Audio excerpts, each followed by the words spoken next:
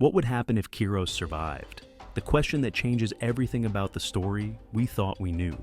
A white lion appears once in a generation, marked by destiny to either reshape the world or be destroyed by it. But what if the most powerful white lion in history never truly fell? Everyone believes they know how the story ends.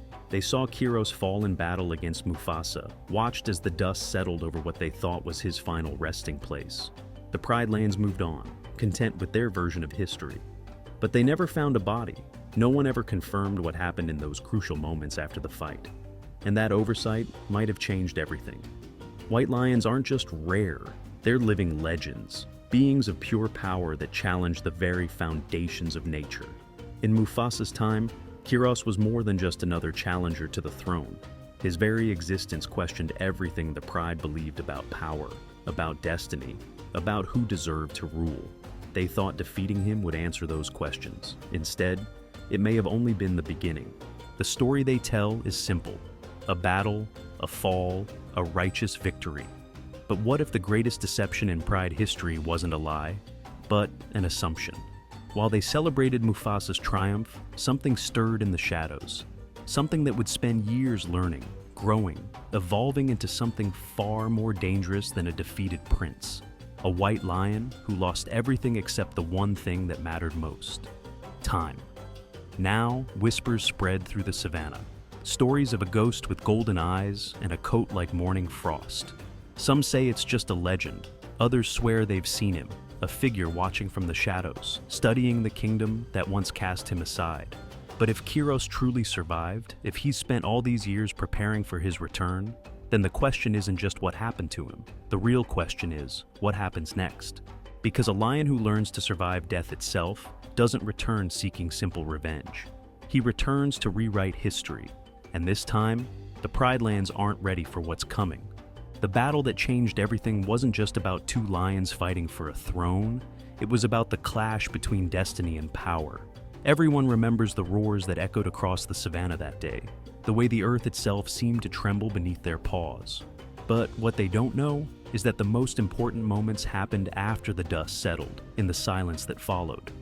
They say Mufasa's victory was decisive, that Kiros fell never to rise again. The Pride watched from the rocks above, witnessed their golden king stand triumphant as his challenger lay broken in the valley below. But here's what the stories never mention. In those crucial moments, when everyone turned away, thinking justice had been served, something extraordinary happened.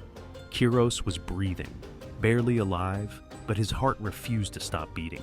The pain should have been enough to end him. Every breath was agony, every heartbeat a battle. But there's something about white lions that the legends always get right. They're impossible to predict. While the Pride celebrated above, Kiros made a choice that would haunt the kingdom for years to come. He started crawling, inch by agonizing inch, toward the shadows of the outer lands. Nobody thought to check the battlefield once night fell. Why would they? The victory was complete, the threat eliminated. But in the darkness, under a sky filled with stars that seemed to watch in silence, Kiros did more than survive. He disappeared.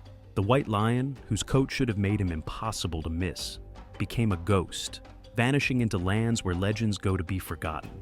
But becoming a ghost was just the beginning. Because while the Pride Lands told stories of Mufasa's great victory, while they raised young Simba to believe in the power of rightful kings, Kiros was learning different lessons. In the harsh lands beyond the kingdom's borders, he was discovering truths about power that no royal teaching could provide. And with each passing season, the fallen prince was transforming into something far more dangerous.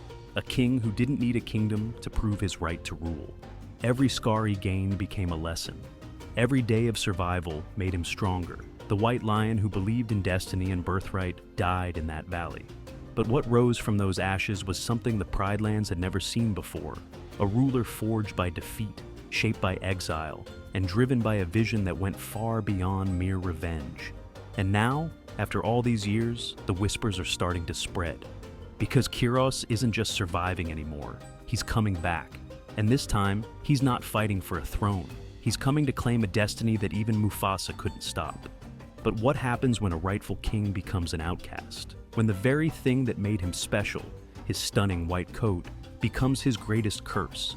In the lands beyond the Pride's borders, Kiros discovered that survival demands more than strength. It requires something that no royal teaching could provide, the ability to become something entirely new.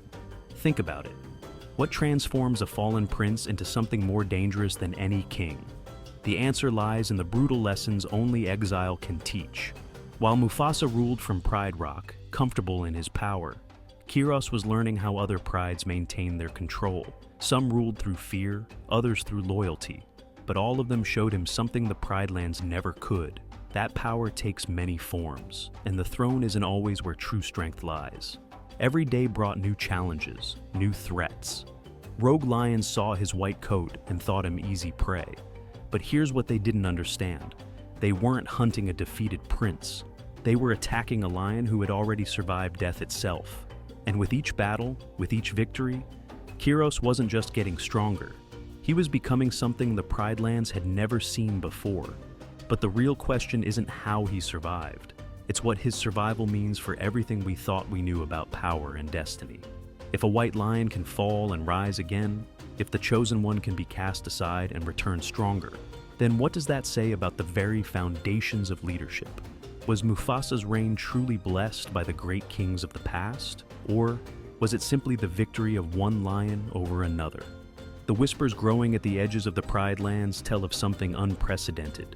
They speak of a lion whose golden eyes now hold secrets from beyond the kingdom's borders, a ruler who has seen how power works in the darkest corners of the world. Some say he's gathering followers, not through force or fear, but through a vision of leadership that challenges everything the Pride Lands believe. But here's what keeps Simba awake at night, what makes the wind itself seem to hold its breath. What if Kiros isn't coming back to reclaim his place in the old order? What if he's returning to prove that everything they believe about power, about right to rule, about destiny itself, is wrong? Because a lion who learns to rule without a kingdom, who builds power from nothing, isn't just a threat to the throne. He's a challenge to every story they've ever told about what makes a true king. And now, the stories can no longer be ignored. Travelers speak of a presence at the edge of the Pride Lands, a figure whose very existence seems impossible. A white lion, watching, waiting, his coat gleaming like starlight against the darkness. But is this the same Kiros who fell in battle all those years ago? Or is he something far more dangerous? A king who has learned that thrones can be claimed in ways that no one expects. The Pride Lands have prospered under Simba's rule, or so they tell themselves. But beneath the surface, questions begin to stir. What if everything they believed about leadership was built on a lie? What if the true test of a king isn't his birthright, but his ability to rise from the ashes of defeat? These are the whispers that spread like wildfire through the kingdom, carried on the same winds that once sang of Mufasa's greatness. But here's what truly terrifies them. Kiros isn't arriving with an army. He isn't gathering rogues and outcasts for a war. Instead, he's doing something far more powerful. He's making them question everything they thought they knew about power. Every lion in the Pride Lands must now ask themselves, do we follow a king because of his bloodline, or because of what he's proven he can survive? The day of his return shakes the very foundation of Pride Rock itself, not with roars of challenge or displays of force, but with something far more unsettling, the quiet confidence of a lion who has seen beyond the boundaries of their world. His eyes, once burning with youthful ambition, now hold the weight of wisdom earned in the harshest places.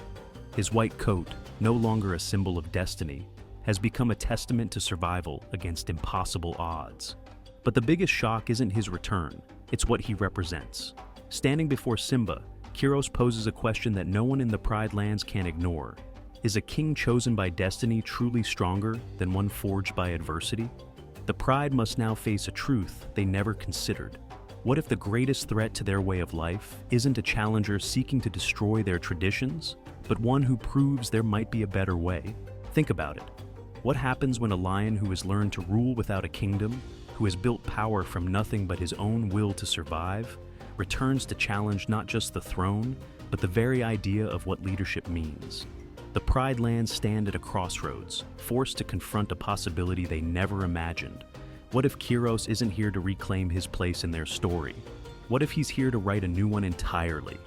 And this brings us to the ultimate question, one that changes everything we thought we knew about power in the Pride Lands. What if Kiros never wanted the throne at all? What if his return isn't about claiming Pride Rock, but about proving that true power exists beyond its shadow? The White Lion, who was once driven by destiny, now stands as living proof that fate isn't what defines us. It's what we do when fate turns its back. Think about it. Who's the true king? The one who inherits his crown, or the one who builds his kingdom from nothing? Kiros didn't just survive exile, he mastered it. He turned the wilderness into his teacher, his wounds into wisdom, and his defeats into a power that no birthright could match. But here's what makes his return truly shocking. He's not here to destroy the Pride Lands. He's here to make them question whether they've been following the right stars all along. The Pride Lands now face a choice that will echo through generations. Do they cling to the old ways, believing that power flows through bloodlines and ancient prophecies? Or do they accept that sometimes the greatest kings are the ones who had to learn to rule without a crown? Leave your thoughts below. Would you follow a king chosen by destiny, or one who forged his own fate in the fires of exile? But perhaps the most chilling question of all is this. What if Kiros' survival wasn't just about him? What if it was the Pride Land's greatest test? A challenge not just to their power, but to everything they believe about leadership, about strength, about what it truly means to be worthy of following? Because a white lion who learns to rule from the shadows doesn't need a throne to change the world. Sometimes, the most powerful king is the one who proves that kingdoms can exist beyond the boundaries we've drawn. So ask yourself this. If Kiros offered a different path, a way of ruling that wasn't bound by the laws of Pride Rock, would you follow? And more importantly, what does it say about the Pride Lands that their greatest threat isn't a tyrant seeking to destroy them, but a lost prince returning to show them a truth they may not be ready to accept? Let me know in the comments. Is Kiros the villain of this story, or is he the hero we never knew we needed? Because sometimes the most dangerous thing isn't a challenge to the throne, it's a challenge to everything we thought we knew about power itself.